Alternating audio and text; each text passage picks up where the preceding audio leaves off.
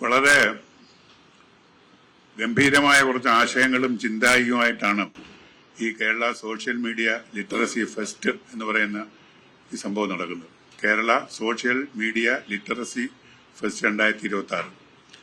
അത് സാംസ്കാരിക നഗരമായ തൃശ്ശൂരിലാണ് നടക്കുന്നത്. 3 ദിനങ്ങളുണ്ട്. മെയ് 9, 10, 11 തീയതികളാണ്. അപ്പൊ ഇവരുടെ വളരെ വലിയ ആശയങ്ങളാണ് ഇവർ മുന്നോട്ട് വെച്ചിട്ടുള്ളത്.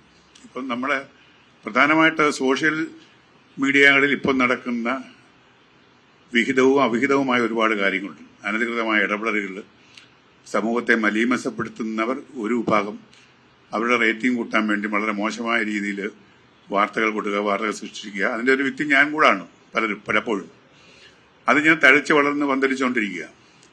അപ്പൊ ഇതിനെയൊക്കെ ഒന്ന് നമ്മളൊരു സൽസ്വഭാവിക്കണമെന്നുള്ള ഉദ്ദേശത്തിലല്ല, അത്തരം കാര്യങ്ങളെ നമുക്ക് സമൂഹത്തിന്റെ ക്ഷേമത്തിനും ശാന്തിക്കും സമാധാനത്തിനും വേണ്ടി ഡൈവേർട്ട് ചെയ്യത്തക്ക രീതിയിലുള്ള ഒരു ആശയമാണ് ഇവർക്ക് ഒന്നാമതായിട്ടുള്ളത്. പിന്നെ പതിവുപോലെ എല്ലാ സംഘടനകളും ചെയ്യുന്ന പോലെ കലാ സാംസ്കാരിക നായകന്മാർക്കും കാരുണ്യ പ്രവർത്തകർക്കും നമ്മുടെ അറിയപ്പെടേണ്ട എന്നാൽ അറിയാതെ സമൂഹത്തിന്റെ ഉൾപ്രദേശങ്ങളിൽ ഇരിക്കുന്ന ആൾക്കാരെ പൊതുരംഗത്തേക്ക് മുഖ്യധാരയിലേക്ക് കൊണ്ടുവരികയും അവരെ പൊതുജനത്തിന് പരിചയപ്പെടുത്തി അവർക്ക് അംഗീകാരം നൽകി പ്രോത്സാഹിപ്പിക്കാനുള്ള ഒരു വേദി കൂടി ഇവർ ആസൂത്രണം ചെയ്തിട്ടുണ്ട്. അതുകൂടാതെ തന്നെ മത്സരങ്ങൾ സംഘടിപ്പിക്കുക, പിന്നെ എന്തൊക്കെയാണ്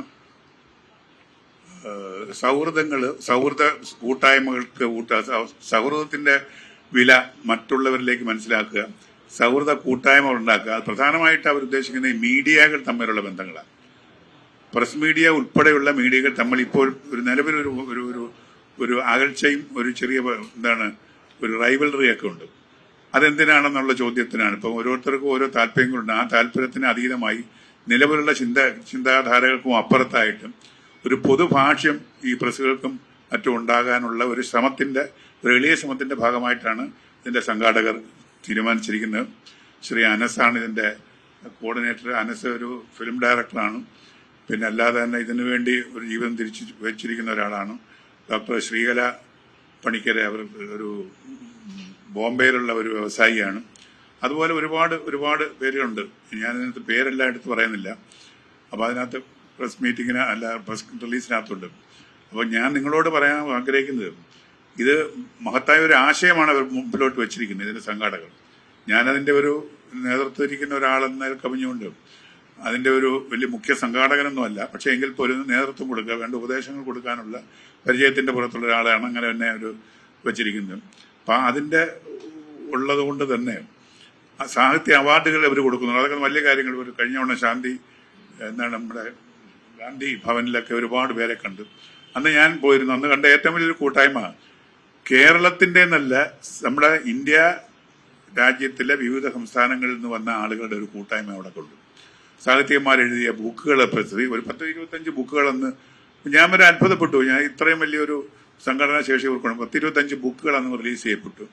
വിദേശത്ത് നിന്ന് വരെ ആൾക്കാർ അവിടെ വന്ന്, ഞാനിപ്പോഴും മസ്കറ്റിൽ നിന്ന് ഒരു ലേഡി വന്നതൊക്കെ എനിക്കിപ്പോൾ ഓർക്കുന്നുണ്ട്. ശശികല, അതുപോലെ ബോംബെയിൽ നിന്ന് അവർ ഇതിനു വേണ്ടി വന്നിരിക്കുകയാണ്. അപ്പൊ ഇത്തരത്തിലുള്ള മഹത്തായ ആശയങ്ങൾ മുമ്പോട്ട് വെച്ചുകൊണ്ടാണ് ഇതിനകത്ത് ഇവർ പ്രവർത്തിക്കുന്നത്. ഇതിന്റെ ബാക്കി ലക്ഷ്യങ്ങളെ കുറിച്ചുകൂടെ ഒന്നുകൂടി നമുക്ക് ചെറിയ സമയത്തുകൊണ്ട് തന്നെ ഇതിന്റെ സംഘാടകനായ ഇതിനകത്ത് പറയുന്നത് സൃഷ്ടിപരമായ എന്ന് വായിച്ചോ പിന്നെ കണ്ണാടി. പ്രിയപ്പെട്ടവരെ, ചുരുക്കി പറയാം, നമ്മുടെ സോഷ്യൽ മീഡിയയാണ് ഇന്ന് പത്രമാധ്യമങ്ങളെ അപേക്ഷിച്ച് ഏറ്റവും എളുപ്പത്തിൽ വിവരങ്ങൾ ജനങ്ങളിലേക്ക് അല്ലെ സമൂഹത്തിലേക്ക് എത്തിക്കുന്ന ഒരു മീഡിയയാണ് സോഷ്യൽ മീഡിയ. ഈ സോഷ്യൽ മീഡിയയിൽ നിന്നും സത്യവും മിഥ്യയും തിരിച്ചറിയാൻ പറ്റത്തില്ലാത്ത രൂപത്തിൽ നമ്മളെയൊക്കെ ആകെ ആകുലപ്പെടുത്തുന്ന നിരവധി വിഷയങ്ങൾ നമ്മുടെ മുന്നിലുണ്ട്.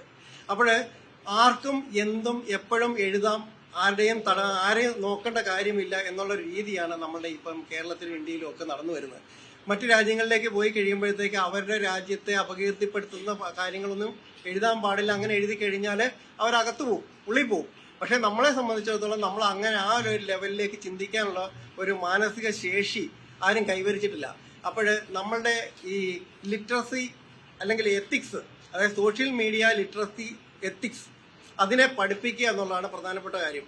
അതുപോലെ തന്നെ സോഷ്യൽ മീഡിയ എങ്ങനെ നന്മകളുടെ വഴികളിലേക്ക് എത്തിയ ആളുകൾ ആ സോഷ്യൽ മീഡിയ കൊണ്ട് വിജയിച്ച ആളുകൾ അവരുടെ ജീവിതം എങ്ങനെ അവർ കരുപ്പിടിപ്പിച്ചു, ഇങ്ങനെയുള്ള കാര്യങ്ങളൊക്കെ സംസാരിക്കാൻ വേണ്ടിയുള്ള നിരവധി സോഷ്യൽ മീഡിയയുമായിട്ട് ബന്ധപ്പെട്ട് നിൽക്കുന്ന നിരവധി മേഖലകളിലെ മോട്ടിവേറ്റേഴ്സ് അടക്കം ബ്ലോഗേഴ്സ് അടക്കം എല്ലാവരും ബന്ധപ്പെടുന്ന ഒരു വലിയ പ്രോഗ്രാമാണ്.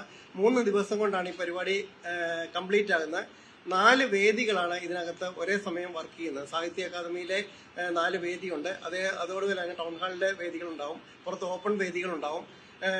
മയക്കുമരുന്നിനെതിരെ ഉള്ള ജനങ്ങളെ ബോധവൽക്കരിക്കാൻ പറ്റുന്ന സിമ്പോസിയങ്ങൾ, അതേപോലെ തന്നെ ഷോർട്ട് നാടകങ്ങൾ, പിന്നെ അതുമായിട്ട് ബന്ധപ്പെട്ട് സംസാരിക്കാൻ കഴിയുന്ന അതിന്റെ വിക്ടിംസ്, ഇതെല്ലാവരും പങ്കെടുക്കുന്ന ഒരു വലിയ പരിപാടിയാണ്. ആ ഒരു വലിയ പരിപാടി കേരളത്തിൽ ആദ്യമായിട്ടാണ് ഇങ്ങനെ ഒരു ഗ്രൂപ്പ് കോൺഫറൻസ് ഉണ്ടാകുന്നത്. അതായത് ഏതാണ്ട് 1000-ഓളം ഗ്രൂപ്പുകൾ, ഏതാണ്ട് രജിസ്റ്റേർഡ് ഗ്രൂപ്പുകൾ ഉണ്ടെന്നാണ് ഇപ്പോഴത്തെ ഒരു കണക്കൂട്ടൽ. അപ്പൊ അതിൽ ഏതാണ്ട് ഒരു 90% ഗ്രൂപ്പുകളെയും പങ്കെടുപ്പിച്ചുകൊണ്ട് 50ഓളം ഗ്രൂപ്പുകളുടെ നേതൃത്വത്തിൽ ഒരു വലിയ ഒരു സംഗമമാണ് ഇവിടെ സംഭവിക്കാൻ പോകുന്നത്.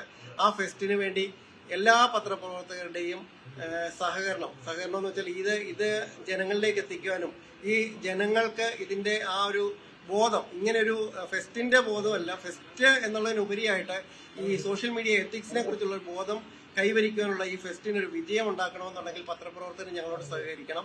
അതിനുവേണ്ടിയാണ് ഞങ്ങളിപ്പം ഈ ഒരു മീറ്റിംഗ് ഇവിടെ തന്നെ ഈ പ്രസ് ക്ലബ്ബിൽ വെച്ച് തന്നെ നടത്താൻ തീരുമാനിച്ചത്. അതിന്റെ പ്രസിന്റെ നമ്മുടെ ഈ ഫെസ്റ്റിന്റെ ഡയറക്ടറെ കൊല്ലം തുളസിസാറിനെ തന്നെ ഏൽപ്പിക്കാൻ കാരണം എന്ന് പറഞ്ഞാൽ ഈ സോഷ്യൽ മീഡിയ വെച്ച് വഴി വന്ന പല കാര്യങ്ങളുടെയും ഒരു എന്താ പറയാ സാറേ, ഒരു വ്യക്തി തന്നെ പറയാം. അപ്പം ആ വ്യക്തിമിനെ തന്നെ മുൻനിർത്തിക്കൊണ്ട് അദ്ദേഹത്തിന്റെ തന്നെ നേതൃത്വത്തിലാണ് ഈ പരിപാടി അരങ്ങേറുന്നത്. അപ്പൊ എല്ലാവരുടെയും സഹകരണം പ്രതീക്ഷിക്കുന്നു. ഞാൻ ഉദാഹരണം എന്നെ തന്നെ പറയാം. നിങ്ങൾക്ക് എല്ലാവർക്കും അറിയാവുന്ന ഒരു വാർത്തയുണ്ട്, ശബരിമല പോകുന്ന സ്ത്രീകളെ 2ആയിട്ട് വലിച്ചു കീറണമെന്നുള്ളത്. ഞാൻ പറഞ്ഞു, പക്ഷേ ഞാൻ അങ്ങനെ പറഞ്ഞിട്ടേ ഇല്ല. അനാവശ്യ വസ്തുക്കൾ നിറച്ചുകൊണ്ട് ഇരുമുടിക്കെട്ടുകളുമായിട്ട് മദ്യപിച്ചുകൊണ്ടും വ്യഭിചരിച്ചും നടക്കുന്ന നോർത്ത് ഇന്ത്യയിൽ നിന്ന് 4 സ്ത്രീകൾ അവിടെ വരുമ്പോൾ അവരുടെ ഇരുമുടിക്കെട്ട് 2ആയിട്ട് വലിച്ചു കീറി ഒന്ന് മുഖ്യമന്ത്രിയുടെ മുറിയിലേക്ക്, ഒന്ന് ഡൽഹിയിലേക്ക് അയക്കണമെന്നാണ് ഞാൻ പറഞ്ഞത്. പക്ഷേ അത് ഒരു ചാനൽ, പ്രത്യേക ചാനൽ അത് വലിച്ചൊടിച്ച് പെണ്ണുങ്ങളെ രണ്ടാമത്ത് വലിച്ചു കീറണമെന്നായി.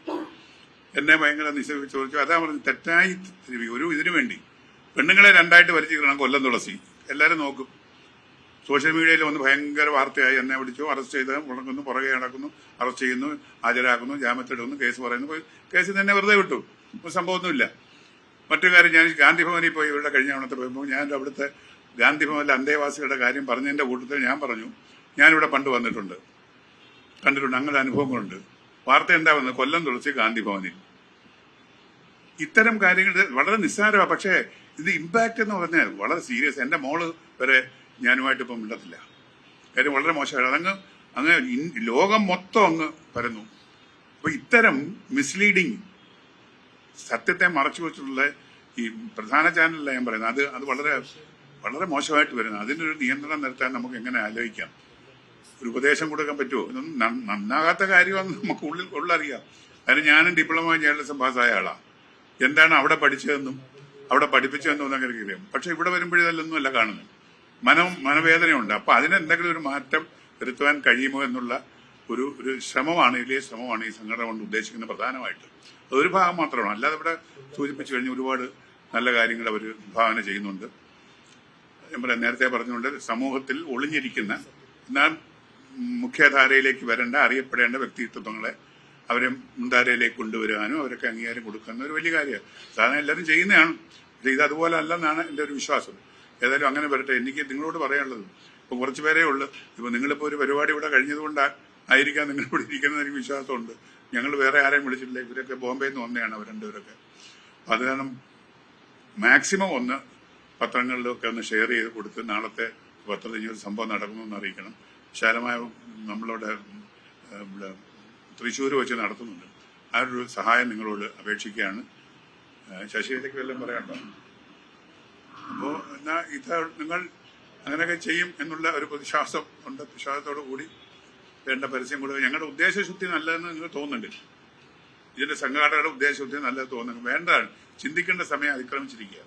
വല്ലാതെ നമ്മളെ സോഷ്യൽ മീഡിയ നമ്മളെ തകർത്തുകൊണ്ടിരിക്കുക. ഒരാളെന്നല്ല, എല്ലാവരെയും, സമൂഹത്തിലെ എല്ലാ കാര്യങ്ങളും ഇപ്പൊ യുദ്ധം നടക്കുന്ന സമയത്ത് തന്നെ എന്തെല്ലാം വാർത്തകളാണ് നമ്മൾ കിടക്കുന്നത്.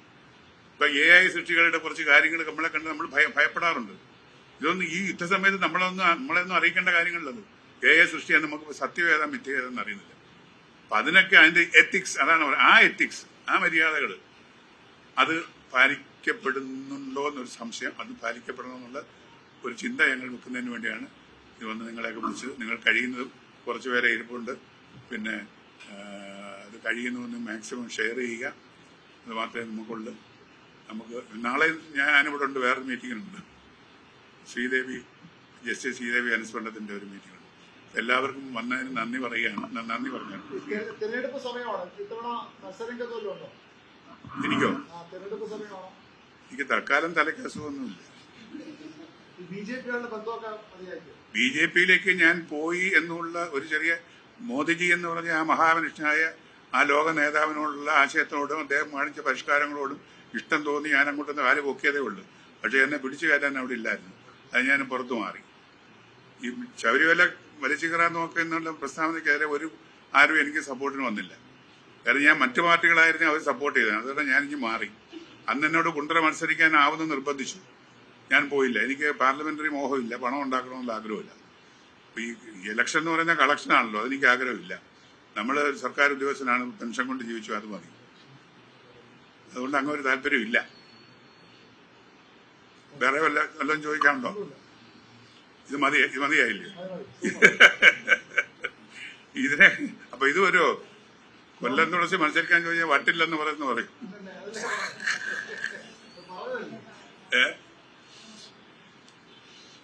എന്തെങ്കിലുമൊക്കെ സംശയം എന്റെ പ്രസ് റിലീസ് കയ്യിലുണ്ടല്ലോ, എന്തെങ്കിലും സംശയം ഇതിനെക്കുറിച്ച് എന്തെങ്കിലും ചോദിക്കാനുണ്ടോ?